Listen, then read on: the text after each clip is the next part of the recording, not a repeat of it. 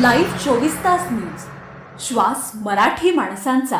एक निष्ठावंत कार्यकर्ते म्हणून ज्यांच्याकडे पाहिलं जातं, स्वर्गीय सदाशिवराव मंडलिक यांच्या कार्याची वसा आणि वारसा घेऊन चालणारे, त्याचबरोबर युवकांच्या हृदयाचे प्रेरणास्थान असणारे, जनतेला वेळोवेळी हाक मारली की लगेच त्यांना प्रतिसाद देणारे असे उमेदवार म्हणजेच बालाजी फरागटे आज आपल्या सोबत आहेत.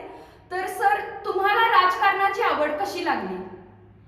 आज आपल्या या बोर्डे मतदारसंघात बघितले तर बरेच वर्षीय प्रस्थापित लोकांचीच सत्ता होती. इथं सर्वसामान्य कार्यकर्त्यांना उमेदीने उभारायचं म्हटलं तर फार मोठी अडचण होत होती. हेच मी ओळखून इथं सर्वसामान्य घरातील एक मुलगा पुढं कसा होतो आणि आपल्या माध्यमातून दुसऱ्या मुलांना पण त्याची प्रेरणा मिळावी की राजकारण ही मक्तीदारी नाही कोणाची, हे दाखवून देण्यासाठी मी राजकारणात होतो. तर स्वर्गीय सदाशिवराव मंडलिक यांच्याकडून कोणते विचार घेऊन तुम्ही हे जनकार्य करत आहात? स्वर्गीय मंडलिक साहेबांनी आम्हाला आम्ही त्यांच्या तालमीत शिकलेले पैलवान आहेत. त्यांनी वेळोवेळी सांगितले सर्वसामान्य जनता ती आपल्या तळ हातापर्यंत तिला हे जपा, तुम्हाला काही कमी पडणार नाही. साहेबांनी सांगितलं तुम्ही 70% समाजकार्याकडला 30% राजकारण करायचं. कुठल्याही गोष्टीसाठी आपण जनतेला त्रास होईल असं कुठेही वागू नका, जनताचे दैव समजून काम करत जावा, हीच त्यांनी आम्हाला त्यावेळी प्रेरणा दिलेली आहे. तर तुम्ही ह्या निवडणुकीमध्ये कोणतं व्हिजन घेऊन उतरला आहात? आज बघितलं तर ह्या मतदारसंघात रस्ते, गटर इतक्याच हा झालं म्हणजे विकास नाही आहे. त्या सर्वसामान्य मूलभूत गोष्टी असतील, शैक्षणिक असेल किंवा महिलांचं आरोग्य असेल किंवा आपल्या बेरोजगारीचे मुद्दे असतील. आता बरेच बेरोजगार तरुण आपल्या भागात फिरत आहेत, निर्व्यसनी होत आहेत, त्या कारणावर नैराश्यात जात आहेत. त्यांच्यासाठी काहीतरी आपण करावं या उमेदीनं मी या रणांगणात उतरलो आहे. एकीकडे महायुतीतून हसन मुश्रीफ, माजी आमदार संजय बाबा घाडगे व शाहू ग्रुपचे समरजित सिंह घाडगे एका बाजूला आहेत, तर दुसरीकडे शिवसेनेचे माजी खासदार संजय मंडलिक आहेत. तुम्ही शिवसेनेतून निवडणूक लढत आहात, तर तुमची ही एकाकी झुंज यशस्वी होईल असं तुम्हाला वाटतंय का? नक्कीच होईल, कारण का एका बाजूला मुश्रीफ साहेब, संजय बाबा, समरित राजे ही मोठी फौज आहे. पण इथून मागचा इतिहास जर बघितला मागच्या 20-25 वर्षाचा, वेळोवेळी मी मुश्रीफ साहेबांना सुद्धा मदत केलेली आहे विधानसभेला, संजय बाबांना सुद्धा विधानसभेला मदत केली. म्हणजे ती अशी चुप्पी पण नाही, मैदानात उतरून केली. आणि कालचंच उदाहरण जर घेतलं 2024चं, त्यावेळी सुद्धा मी समरजित घाडगेंना उघडच मत दिलं. त्यावेळी मी शिवसेनेत होतो, पण पक्षाचा रोष पत्करून मी त्यांना मदत केली. त्यामुळं त्या लोकांना किंवा त्यांच्या हाताखालची 2 नंबरची फळी आहे त्यांना सुद्धा जाण आहे की ह्या माणसानं आपल्या नेत्यासाठी काहीतरी केलेलं आहे.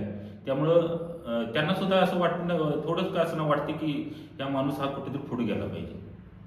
तर तुमचे शिवसेनेचे सर्वेसर्व मुख्यमंत्री एकनाथ शिंदे यांनी गेम चेंजर ठरणारी एक योजना आणली, ती म्हणजे माझी लाडकी बहीण योजना सुरू केली आणि विधानसभेमध्ये महायुतीला भरघोस असं यश मिळालं.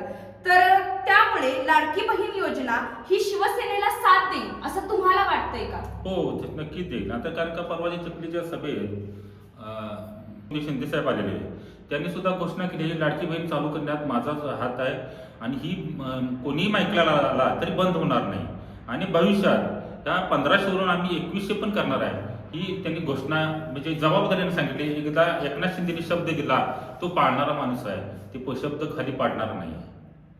तर तुम्ही ही जर निवडणूक म्हणजे जिंकलात, तर तुम्ही युवक आणि महिलांचे कोणते प्रश्न सोडवणार आहात? हा साहजिकच मगाशी तुम्हाला बोललो ना, युवकांसाठी बेरोजगार हा मोठा प्रश्न निर्माण झाला आहे. या आपल्या तालुक्याच्या माध्यमातून मी आता आपल्या धंद्याच्या दृष्टीतून बरेच दुसरा काही आपल्याला छोटा लघुउद्योग महिलांसाठी किंवा आपल्या मुलांसाठी, युवकांसाठी काही उद्योग उभारण्याचा मी नक्कीच प्रयत्न करेन, जेणेकरून आपल्याला या MIDC मध्ये न जाता आपल्या भागातील मुले इथेच नोकरी करतील आणि घरचे काम सांभाळून ती नोकरी करतील. ह्या दृष्टीने मी एखादा लघुउद्योग आपल्या भागात उभारण्याचा माझा मानस आहे. तर असा कोणता मास्टर स्ट्रोक खेळणार आहात की विजयी षटकार तुमच्याकडे ओढावून येईल?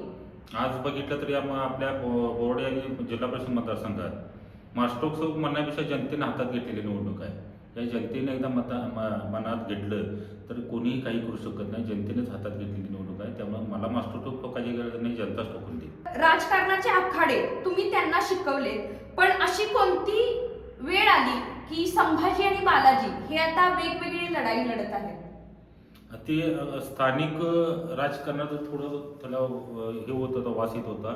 पण काही लोकांना अहंकार असतो की कसं असतं, पहिली झाली तर दुसरीला जायला लागतं, दुसरी झाली तिसरीला जायला लागतं. पण काही लोक हट्ट करायला आम्हाला 10वीत डायरेक्ट म्हणून बसवा, हे कधी शक्यच होत नाही. ते काही पायऱ्या आहेत, त्या पायऱ्याने जावं लागतं. त्यामुळे अहंकार लोकांच्या विषयी मला नाही बोलायचं जास्त काही. तर राजकारणाचा तिसरा डोळा म्हणून ज्यांच्याकडे बघितलं जातं ते म्हणजे महादेव फराकटे.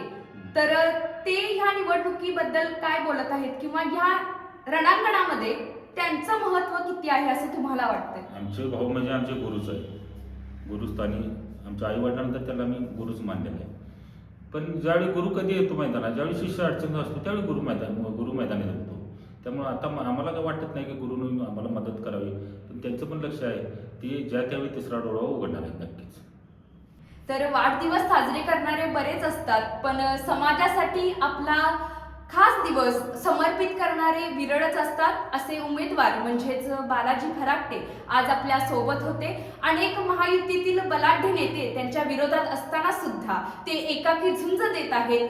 त्यांचं एकच व्हिजन आहे की समाजासाठी कार्य करणं, हे व्हिजन घेऊन ते या निवडणुकीमध्ये उतरले आहेत. तर असे नेते आज आपल्या सोबत होते. महाराष्ट्रातील ताज्या घडामोडी पाहण्यासाठी लाईव्ह 24 तास न्यूज चॅनलला सबस्क्राईब करा आणि बेल आयकॉनवर क्लिक करा.